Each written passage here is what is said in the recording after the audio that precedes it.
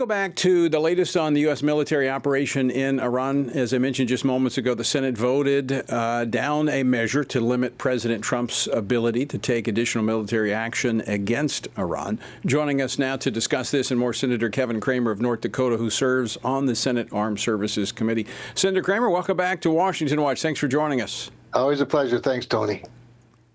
Any surprise regarding the vote in the Senate? This is not the first time the Democrats have pushed this. Boy, it's not only is it not the first time, it's not the second, third, or fourth time. They just keep doing it. It's a way that they try to take over the floor of the United States Senate, and frankly, Tim Kaine has made that crystal clear by admitting it, that this is a tactic to try to absorb floor time to prevent us from doing other things.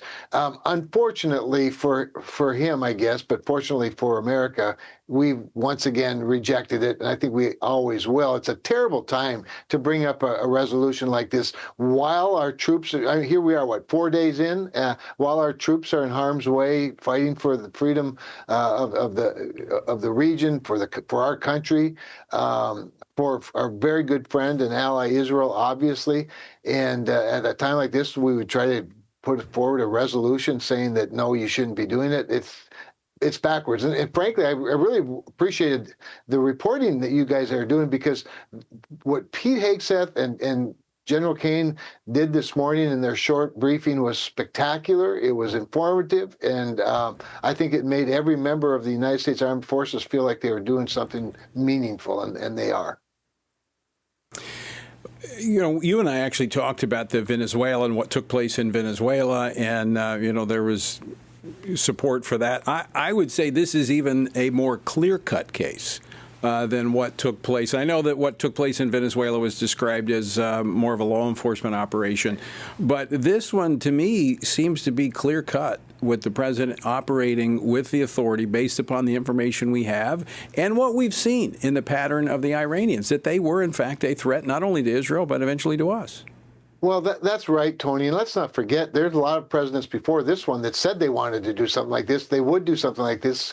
We can't allow them to have a nuclear weapon. All the right rhetoric and never the right action. And what I love so much about President Trump's decision here was that he's not going to wait for them to fire their first missile at us.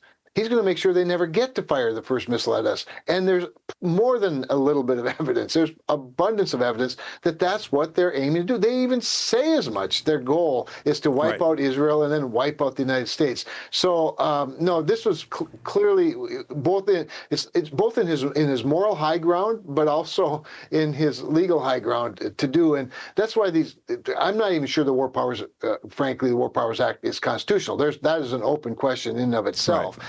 But we certainly can't have 535, commanders in chief. Right. Now, under the current structure, like you said, many question the constitutionality of the War Powers Act, but the president has first a 48-hour notification to Congress. He's done that. Congress has been notified. You've been briefed. You were briefed yesterday. Then there's a 60-day clock where the president has the authority to operate, and he must either obtain congressional authorization or terminate the hostilities according to the War Powers Act. He's saying that this could be wrapped up within 4 to 5 weeks, so that's clearly within that 60-day time frame.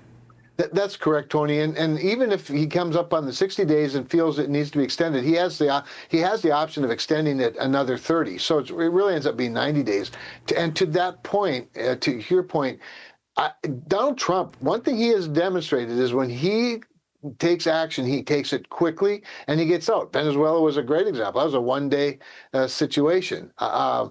Midnight Hammer, which, by the way, when you consider what our bombers and what our military were able to do in conducting that obliteration of Iran's nuclear capabilities at Midnight Hammer, if that didn't convince the Ayatollah and the regime that Donald Trump's serious when he says he'll do something specific if you don't meet his timelines, I don't know what more they could have asked for evidence.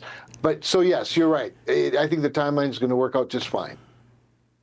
Senator, I know you can't get into the classified elements of the briefing, but was there anything that was presented to you by the administration regarding the triggering U.S. action that was a surprise to you? There was not, Tony, and what I think is interesting that there's been a little bit of controversy, or at least the creation of controversy, over the statement that somehow it was Benjamin Netanyahu or Israel's, commitment to attack that triggered our necessity to join them in that fight, as though they were the guiding principle. To which I say, okay, I don't think that's true. I definitely don't believe that's true.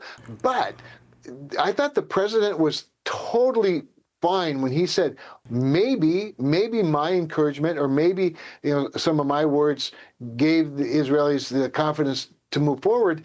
But Tony, let's make no mistake, Israel is important enough for us to work on this with them together. And if they chose a time to go forward when we were planning to go forward anyway, why wouldn't we? Why wouldn't we do it with them? The two greatest air forces in the history of the world working together on a noble cause like taking down Iran. I don't know why we wouldn't want to do it with them.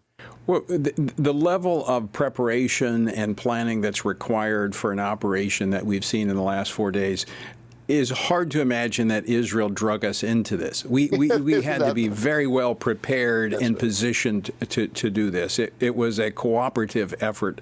I think anybody with half a brain would see that. I want to go back to something you just said a moment ago. We just get about a minute and a half left. That the sheer force that the president has been using, and he even, this goes back to his first term, that he talks about victory, doesn't talk about containment. This is a major shift in military philosophy for the United States, going back to Korea, where we fought wars of containment, not wars to win. This is big. This is a big change. It is a big change, Tony. It sends a very strong message. A lot of people say, well, what are we going to do in these other theaters? We can't afford to have wars in multiple places. There's also a geopolitical shift as a result of this change in philosophy in the United States and our projection of power. I think we've pretty much proven to everybody that we actually are better than you thought, that our military is still the very, very best, and we're capable and willing to use it for the right causes. And I don't think Xi Jinping woke up this morning and thought, gee, I think today would be a good day to do something bad. I don't think that Vladimir Putin thought, gee, the United States, maybe we can try something now that we know they're weak. Or no, they're all looking, going, oh my goodness, this is serious. And I think it's changed. It's reshuffled the entire deck. I think you're absolutely right, Senator. I think the thing that people see that is probably most pronounced is the willingness to use the strength that we had. I think the strength was pretty well understood, but it's the willingness to use it that I think has sent a strong message to the rest and what Donald Trump has done is we're no longer just the peacekeeper. We're now the peacemaker, and I rather like that position. Senator Cramer, always great to see you, my friend. Thanks so much for joining us.